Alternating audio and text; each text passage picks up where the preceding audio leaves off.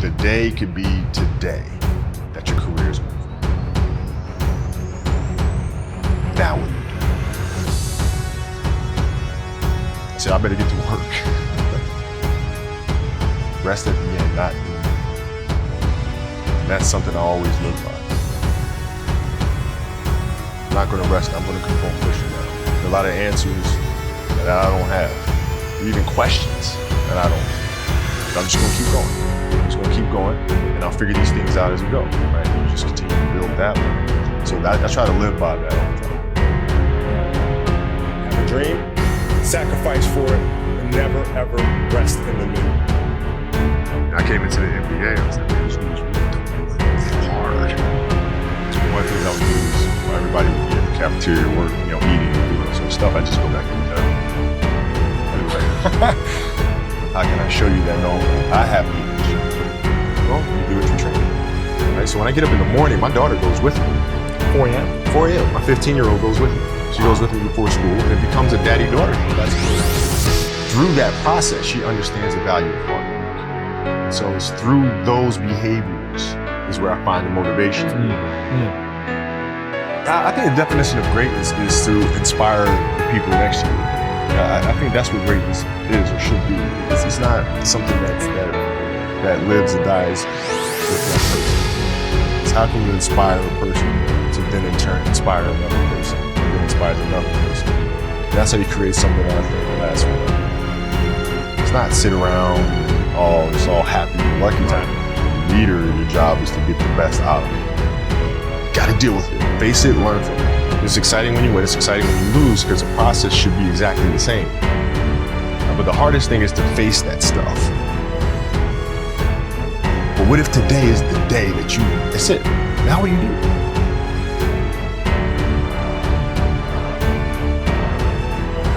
What can I say? Mamba out.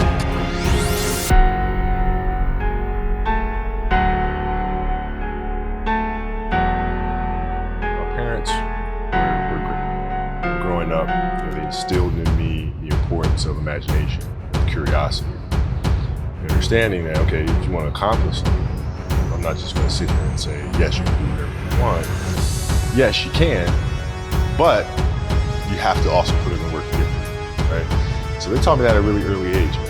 And when you grow up as a kid thinking that the world is your oyster, all things are possible if you put in the work to do it, you grow up having that fundamental belief.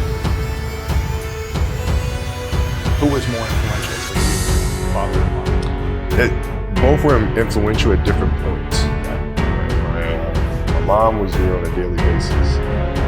My father was really influential at a really critical time where I had a summer where I played basketball when I was like 10, 11 years old. And here I come playing, and I don't score 1 point the entire summer. Not one. You didn't score once, not one. Were you in the game? I was in the game. How did you not score? Because I was terrible. Not a free throw, nothing. Not a lucky shot, not a breakaway layup. 0 points. I remember crying about it, being upset about it. My father came to me and said, listen, whether you score 0 or score 60, that is the most important thing that you can say to your child.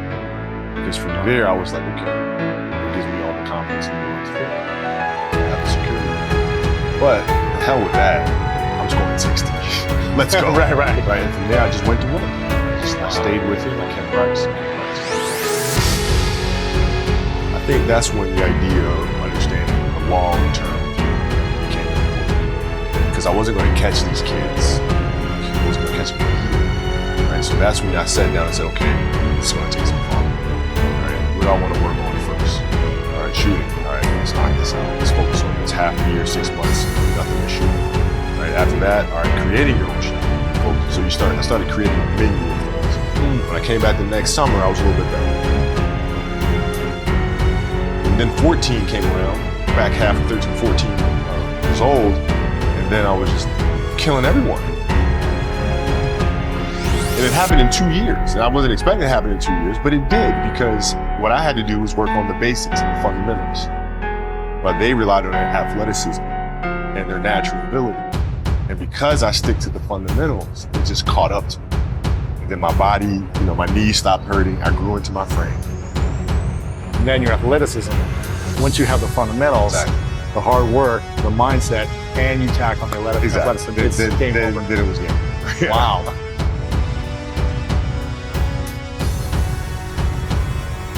Love of the game, the challenge. Like I would watch Magic play, I'd watch Michael play, and I would see them do these unbelievable things, and I said, can I get to that level? I don't know, but let's find out. Let's find out. And so that curiosity to see where I could push this thing led me down that path, I think.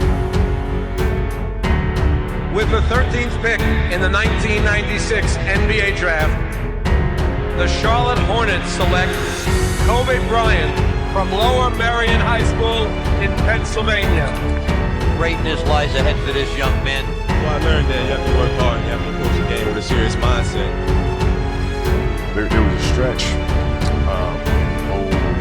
03 where Shaq was out. They called him to his office and said, okay, we need you to turn on the afterburner to start scoring on if you have to win. So I did, and I wound up scoring, I think it was 9 straight games for 40 plus points. 9 straight. 9 straight games. And then Shaq comes back second to last game of that. And then Phil called him to his office and said, Kobe, okay, this is out for that.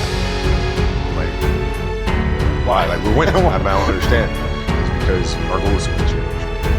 If we continue to do this, we'll lose Shaq. We'll lose him. His motivation, his excitement. What triggers him, right?